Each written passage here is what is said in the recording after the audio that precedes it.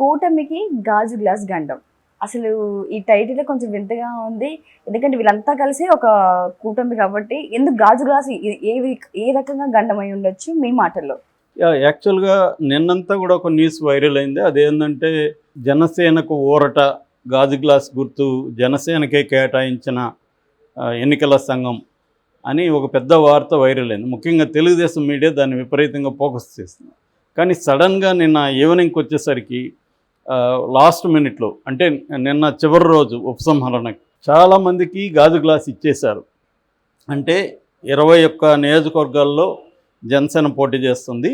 2 MP సీట్లలో పోటీ చేస్తుంది. అంటే 23 చోట్ల తప్ప మిగతా చోట్లంతా గాజు గ్లాసుని ప్రీ సింబల్స్లో పెట్టేస్తారు. యాక్చువల్గా ఇది ఎప్పటి నుంచో అంటున్నారు ప్రీ సింబల్గానే పెడతారని.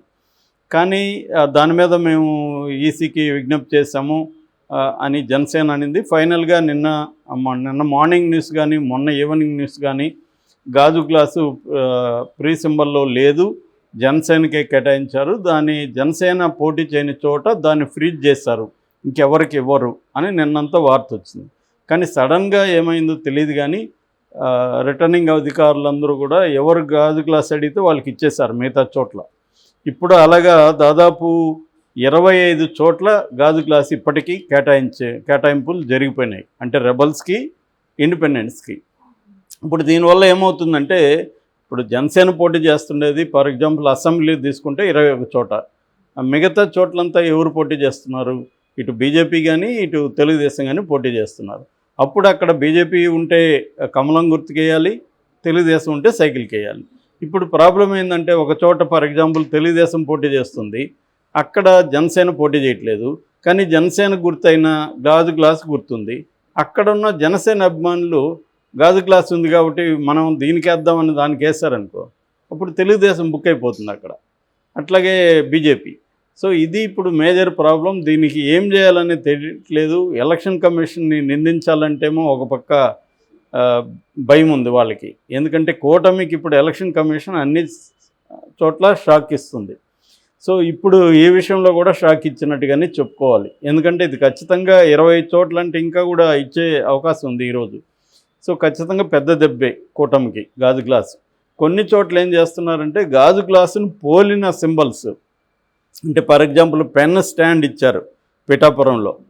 తెలుగు జాతీయ పార్టీ అని ఒక పార్టీకి వెంకటేశ్వరరావు అని పెద్దంశెట్టి వెంకటేశ్వరరావుకి ఆయన యాక్చువల్గా నాకు వద్దు నేను విత్డ్రా అవుతానంటే కూడా ఆయనకి అది ఇచ్చేశారని ఒక వార్త వస్తుంది. అంటే కావాలని ఈ అధికారులు, రిటర్నింగ్ ఆఫీసర్లు అందరూ కూడా జగన్కి అనుకూలంగా పనిచేస్తున్నారు అన్న విమర్శ ఇప్పుడు వస్తుంది అన్నమాట. ఎందుకంటే జగన్ 4 నెలలు ముందే ప్లాన్ చేసుకొని ఈ అధికారులంతా నియమించాడు. సో ఇప్పుడు వాళ్ళు ఆ కృతజ్ఞతగా జగన్కి అనుకూలంగా పనిచేస్తున్నారు. దీన్ని ఎలక్షన్ కమిషన్ ఖండించట్లేదు. ఎలక్షన్ కమిషన్ కూడా తగిన చర్యలు తీసుకోవట్లేదు అనేది ఇప్పుడు తెలుగుదేశం కానీ ఇటు జనసేన, బీజేపీ చాలా ఇబ్బందులు పడుతున్నారు. సో కొన్ని చోట్ల చూస్తే మనం Jaggampeta for example Janasena rebel అభ్యర్థి సూర్యచంద్ర అక్కడ పోటీ చేస్తుంటే ఆయన గాజు గ్లాస్ ఇచ్చారు. ఆల్రెడీ ఆయన జనసేన రెబల్ అభ్యర్థి, ఆయనకి ఇప్పుడు గాజు గ్లాస్ ఇస్తే నేనే జనసేన ఒరిజినల్ అభ్యర్థి ఆయన చెప్పుకునే అవకాశం ఉంది అక్కడ. సో దానివల్ల జనసేన వాళ్ళ ఓట్లన్నీ కూడా గాజు గ్లాస్ పడే అవకాశం ఉంది. తర్వాత ఏంటంటే మనకి చదువుకొని పాపులేషన్ కూడా ఎక్కువే ఉంటుంది. సో వాళ్ళందరూ ఇదంతా చదివి ఇవన్నీ చూడకుండా గుర్తుంటే గుర్తుకేసేసి వెళ్ళిపోదాం అనుకుంటారు. సో అలాంటి వాళ్ళు జనసేన మీద లేకపోతే పవన్ కళ్యాణ్ మీద అభిమానం ఉన్నవాళ్ళు కళ్ళు మూసుకొని ఆ గాజు గ్లాస్కి వేసేసి బయటకు వచ్చారనుకో కొంప మునుగుతుంది. యాక్చువల్గా ఏంటంటే పవన్ కళ్యాణ్ దాన్ని ఎట్లా ప్రచారం చేస్తున్నాడు చూసాం మనం. సో దాన్ని సినిమాల్లో, ట్రైలర్స్లో అన్ని చోట్ల ప్రచారం చేసి పగిలిన కొద్దీ పదునెక్కుతుందని డైలాగులు పెట్టి ఇవన్నీ చేస్తే అది ఇంకా పాపులర్ అయింది. పాపులర్ అయ్యే కొద్దీ ఇప్పుడు అది కూటమికి ఇబ్బంది. కూటమి కంటే ఇప్పుడు పవన్ కళ్యాణ్కి ఏమి ఇబ్బంది ఉండదు. పవన్ కళ్యాణ్కి 21 చోట్లే కాబట్టి అక్కడ ఎలాగూ గాజు గ్లాస్ ఉంటుంది. కానీ మిగతా చోట్ల తెలుగుదేశం, బీజేపీ పోటీ చేస్తున్న చోట్ల గాజు గ్లాస్ కూడా ఉండడం వల్ల సైకిలు, గాజు గ్లాస్ పక్కన ఉన్నాయనుకో సహజంగానే పవన్ కళ్యాణ్ అభిమానులు గ్లాస్కి వేద్దాం అనుకుంటారు కదా, సైకిల్కి వేయరు. సో అలాగే ఓటు ట్రాన్స్ఫర్ అనేది ఇబ్బంది అయిపోతుంది. సో ఇది ఇప్పుడు మేజర్ కన్సర్న్గా ఉంది. దీనికి ఏం చేస్తారనేది తెలియట్లేదు. దీనికి కోర్టుకు పోతామని అంటున్నారు. మరికొన్న చోట్ల చూస్తే మనం విజయవాడ ఎంపీ నవతరం పార్టీ అభ్యర్థి యనమండ్ర కృష్ణకిషోర్ ఆయనకి ఇచ్చారు. అట్లాగే విజయనగరంలో అదితి గజపతి రాజు, ఆమె అశోక్ గజపతి రాజు కూతురు అదితి పోటీ చేస్తుంది అక్కడ తెలుగుదేశం తరఫున. ఆమెకు పోటీగా మీసాల గీత ఉంది, రెబల్, ఆమె తెలుగుదేశం నుంచి రెబల్. సో ఆమెకు కూడా ఇదే గుర్తు ఇచ్చారు. అట్లాగే మచిలీపట్నం, నెల్లూరు టౌను, మైలవరం వల్లభనేని నాగపవన్ కుమార్కి ఇచ్చారు.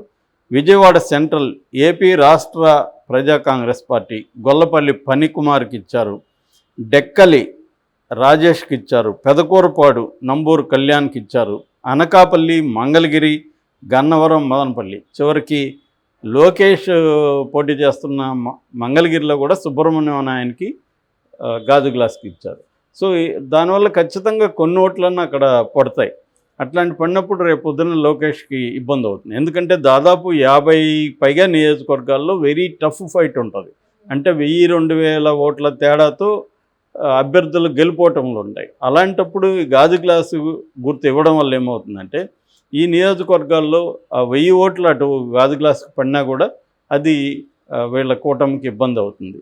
ఆల్రెడీ రెబల్స్గా పోటీ చేస్తున్నారు. దాదాపు తెలుగుదేశం నుంచే 6 చోట్ల రెబల్స్ పోటీ చేస్తున్నారు. ఆ రెబల్స్ని అందరినీ కూడా సస్పెండ్ కూడా నిన్న అచ్చెన్నాయుడు చేశాడు.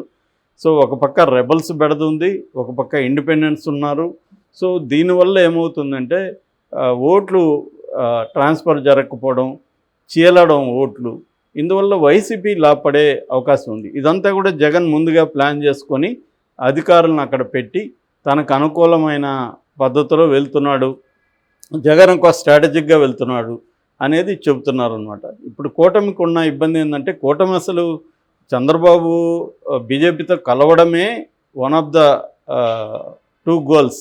ఆయనకి మేజర్గా 2 గోల్స్ పెట్టుకొని కలిశాడు. ఒక గోల్ ఏంటంటే పోల్ మేనేజ్మెంట్ని బీజేపీ మనతో ఉంటే పోల్ మేనేజ్మెంట్ మనకు అనుకూలంగా చేసుకుందాం. ముఖ్యంగా ఈసీని మనం ఇన్ఫ్లుయెన్స్ చేయొచ్చు, ఈసీ మనకు అనుకూలంగా పనిచేస్తుందని చంద్రబాబు అనుకున్నాడు. కానీ అది పనిచేయట్లేదు.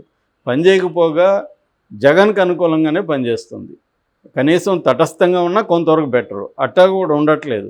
ఇప్పుడు ఇది ఇవ్వడం అనేది నిజానికి ఇది చట్టబద్ధంగా ఈసీ చేసింది కరెక్టే. ఎందుకంటే వాళ్ళకి అఫీషియల్ సింబల్ కాదు ఇది. వాళ్ళు అడిగినప్పుడు కేటాయించారు. సో వాళ్ళు మొత్తం పోటీ చేస్తే వాళ్ళకే ఇస్తారు. పోటీ చేయనప్పుడు మిగతా చోట్ల ఫ్రీజ్ చేయాలని ఏం లేదు. కాబట్టి ఎలక్షన్ కమిషన్ని లీగల్గా అయితే తప్పు పట్టలేము. ఇప్పుడు కోర్టుకి వెళ్ళినా కూడా ఎలక్షన్ కమిషన్ చేసింది లీగలే, కాబట్టి ఏమి చేయలేరు వీళ్ళు.